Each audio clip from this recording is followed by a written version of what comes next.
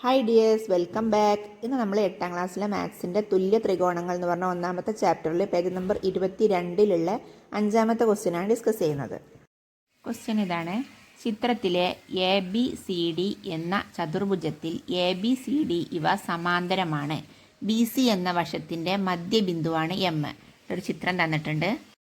D M, A B എന്നീ വരകൾ നീട്ടിയത് എൻ എന്ന ബിന്ദുവിൽ കൂട്ടിമുട്ടുന്നു. ത്രികോണം ഡി സി എം, ത്രികോണം ബി എം എൻ എന്നിവയുടെ പരപ്പളവുകൾ തുല്യമാണോ, എന്തുകൊണ്ടെന്ന് കണ്ടുപിടിക്കണം. അതുപോലെ എ ബി സി ഡി എന്ന ചതുർഭുജത്തിൻ്റെയും എ ഡി എൻ എന്ന ത്രികോണത്തിൻ്റെയും പരപ്പളവുകൾ തമ്മിൽ എന്താണ് ബന്ധമെന്നും കണ്ടുപിടിക്കണം.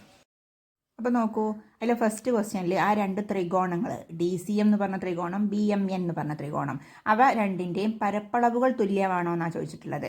എപ്പോഴാണ് പരപ്പളവുകൾ തുല്യമാണെന്ന് കണ്ടുപിടിക്കാൻ വേണ്ടി നമ്മൾ എന്ത് ചെയ്താൽ മതി? ആ രണ്ട് ത്രികോണങ്ങളും കൂടി തുല്യമാണെന്ന് കണ്ടാൽ മതി അല്ലേ? ആ രണ്ട് ത്രികോണം തുല്യമാണെങ്കിൽ അതിൻ്റെ പരപ്പളവുകളും തുല്യമാണ് നമുക്കറിയാം.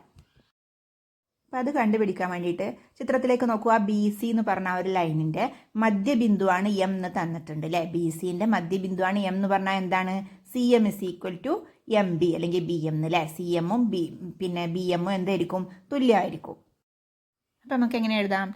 ത്രികോണം ഡി സി എം, ത്രികോണം ബി എം എൻ എന്നിവയിൽ C M is equal to M B എന്ന് എഴുതാം അല്ലേ? കാരണമായിട്ട് ബി സിയുടെ മധ്യബിന്ദുവാണ് എം എന്ന് എഴുതാം. ഇനി നോക്കൂ, ഡി സിയും എ ബിയും പാരലലാണ് എന്ന് ക്വസ്റ്റ്യനിൽ തന്നിട്ടുണ്ട്. ഈ എ ബി എന്ന് പറഞ്ഞ ലൈന് നീട്ടി വരച്ചത് എന്നിൽ തട്ടിയിട്ടുണ്ട്. അപ്പോൾ എ ബി എന്ന് പറയുന്നതിന് പകരം എ എൻ എന്നുള്ളത് ഡി സിക്ക് പാരലാണ് എന്ന് പറയാമല്ലോ. എ ബി നീട്ടി വരച്ചതല്ലേ? അപ്പോൾ എ എൻ എന്ന് പറയുന്നത് ഡി സിക്ക് പാരലാണ്. പാരലൽ എന്ന് പറയുമ്പോൾ സമാന്തരമാണ് അല്ലേ? ഡി സിയും എ എൻ എന്ന് പറയുന്നതും സമാന്തര വരകളാണ്. ആ രണ്ട് സമാന്തര വരകളെയും കട്ട് ചെയ്യുന്ന ഒരു വരയാണ് സി ബി എന്ന് പറയുന്നത്.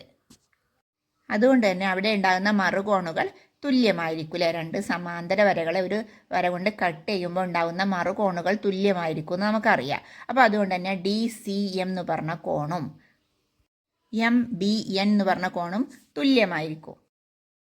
അപ്പോൾ അതിന് കാരണമായിട്ട് എന്ത് എഴുതാം? മറുകോണുകൾ എന്ന് എഴുതാം അല്ലേ? അതല്ലെങ്കിൽ എങ്ങനെ എഴുതാം?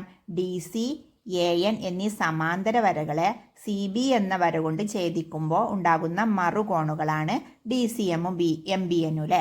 അതുകൊണ്ട് അത് തുല്യമായിരിക്കും എന്ന് എഴുതാം.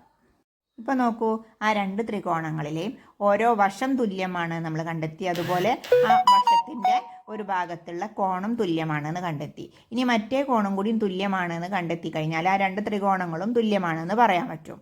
കോൺ ഡി എം സിയും കോൺ ബി എം എന്നും നോക്കൂ, അത് രണ്ടും രണ്ട് ലൈനുകൾ കട്ട് ചെയ്യുന്ന രണ്ട് ലൈനുകളുടെ എതിർക്കോണുകളാണ് അല്ലേ? രണ്ട് ലൈന് കട്ട് ചെയ്യുമ്പോൾ അതിൻ്റെ ഇടയിൽ ഉണ്ടാകുന്ന എതിർക്കോണുകളാണ് ആ രണ്ട് കോണും. അതുകൊണ്ട് തന്നെ അത് തുല്യമായിരിക്കും നമുക്കറിയാൻ പറ്റും. അപ്പോൾ D M C is equal to B M N എഴുതാം. ഇപ്പോൾ നോക്കൂ, ആ രണ്ട് ത്രികോണത്തിലും, ത്രികോണം ഡി സി എമ്മിലും ത്രികോണം ബി എം എന്നിലും ഒരു വശവും അതിൻ്റെ രണ്ടറ്റത്തുള്ള കോണുകളും തുല്യമാണ് അല്ലേ? അതുകൊണ്ട് തന്നെ ആ രണ്ട് ത്രികോണങ്ങളും തുല്യമാണെന്ന് പറയാൻ പറ്റും. കാരണമായിട്ട് വേണമെങ്കിൽ എന്തെഴുതാം? ഒരു ത്രികോണത്തിൻ്റെ ഒരു വശവും അതിൻ്റെ രണ്ടറ്റത്തുള്ള കോണുകളും മറ്റൊരു ത്രികോണത്തിൻ്റെ ഒരു വശത്തിനും അതിൻ്റെ രണ്ടറ്റത്തുള്ള കോണുകൾക്കും തുല്യമായാൽ രണ്ട് ത്രികോണങ്ങളും തുല്യ ത്രികോണങ്ങളായിരിക്കും എന്ന് പറയാം അല്ലേ? അതുകൊണ്ട് തന്നെ നമുക്ക് എന്ത് പറയാം? ത്രികോണം ഡി സി എമ്മും ത്രികോണം ബി എം എൻ എന്നീ രണ്ട് ത്രികോണങ്ങളുടെ പരപ്പളവുകളും തുല്യമായിരിക്കും. എന്താണ് കാരണം? അത് തുല്യ ത്രികോണങ്ങളാണ്. അതുകൊണ്ട് തന്നെ അതിൻ്റെ പരപ്പളവുകളും തുല്യമായിരിക്കും. ഇതിലെ സെക്കൻഡ് ക്വസ്റ്റ്യൻ എന്താണ്? എ ബി സി ഡി എന്ന ചതുർഭുജത്തിൻ്റെയും എ ഡി എൻ എന്ന ത്രികോണത്തിൻ്റെയും പരപ്പളവുകൾ തമ്മിൽ എന്താണ് ബന്ധം എന്നാണ് ചോദിച്ചിട്ടുള്ളത്. അപ്പോൾ അത് കണ്ടുപിടിക്കാനായിട്ട് ആദ്യം നമുക്ക് ചതുർഭുജം എ ബി സിയുടെ പരപ്പളവ് എന്താണെന്ന് നോക്കാം. ഈ എ ബി സി ഡി എന്ന് പറഞ്ഞാൽ ഒരു ചതുർഭുജത്തിനെ നോക്കൂ. അതിനെ നമുക്ക് ഡി എം എന്ന് പറഞ്ഞ ഒരു ലൈൻ കൊണ്ട് കട്ട് ചെയ്തിരിക്കണല്ലേ? അപ്പോൾ എന്താ കിട്ടിയിട്ടുള്ളത്? ആദ്യം എ എം ബി ഡി എന്ന് പറഞ്ഞ ഒരു ചതുർഭുജം കിട്ടിയിട്ടുണ്ട്. അതുപോലെ ഡി സി എം എന്ന് പറഞ്ഞ ഒരു ത്രികോണവും കിട്ടിയിട്ടുണ്ട് അല്ലേ? അപ്പോൾ നമുക്ക് എ ബി സിയുടെ പരപ്പളവ് എന്നുള്ളതിന് പകരം എങ്ങനെ എഴുതാം? ചതുർഭുജം എ ബി എം ഡിയുടെ പരപ്പളവ് പ്ലസ് ത്രികോണം ഡി സി എമ്മിൻ്റെ പരപ്പളവ് എന്ന് എഴുതാം. അങ്ങനെയല്ലേ? വലിയ ഒരു ചതുർഭുജത്തിൻ്റെ പരപ്പളവ് കാണാൻ വേണ്ടിയിട്ട് അതിൽ ചെറിയതിനെ രണ്ട് ഭാഗമാക്കിയിട്ട് രണ്ടിൻ്റെയും കൂടി പരപ്പളവ് കൂട്ടിയാൽ മതി.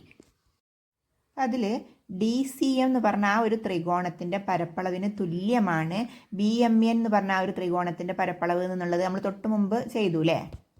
അപ്പോൾ അത് രണ്ടും തുല്യമായതുകൊണ്ട് തന്നെ നമുക്ക് എന്ത് എഴുതാം?